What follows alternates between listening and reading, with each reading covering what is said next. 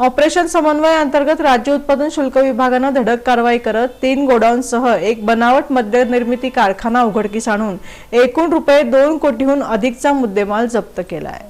राज्य उत्पादन शुल्क विभागाने मोहोळ तालुक्यातील चिंचोली एमआयडीसी परिसरात बनावट देशी दारू निर्मिती करणाऱ्या कारखान्यावर धडक कारवाई करत 2,45,285 रुपयांचा मुद्देमाल जप्त केला आहे।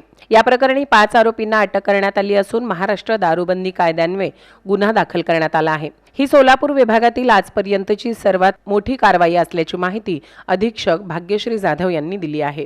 या कारवाई दरम्यान 41,300 बनावट देशी दारूच्या बाटल्या, 13,800 लिटर स्पिरिट, 1,200 लिटर तयार ब्लेंड, बनावट लेबले, बुचे, बॉटलिंग मशिनरी, आरो प्लांट, जनरेटर तसेच बनावट दारू निर्मितीसाठी लागणारे साहित्य जप्त करण्यात आले आहे। याशिवाय 4 चाकी व 3 दुचाकी अशी एकूण 7 वाहनेही जप्त करण्यात आली आहेत। तपासात हा बनावट दारू कारखाना भाड्याने घेतलेल्या गोडाऊनमध्ये सुरू असल्याचे समोर आले असून जागा मालकालाही सह आरोपी करण्यात आले आहे। या बनावट दारूचा पुरवठा सोलापूरसह बीड, लातूर व धाराशिव जिल्ह्यात केला जात असल्याचे प्राथमिक तपासात निष्पन्न झाले आहे। या बनावट दारूमुळे शासनाचे सुमारे 70.40 लाख रुपयांचे महसुली नुकसान झाल्याचा अंदाज आहे। नागरिकांनी अवैध व बनावट मद्यापासून दूर राहावे, कारण अशा विषारी मद्यामुळे किडनी निकामी होणे, अंधत्व येणे व अचानक मृत्यू होण्याचा धोका असल्याचे आवाहन राज्य उत्पादन शुल्क विभागाने केले आहे।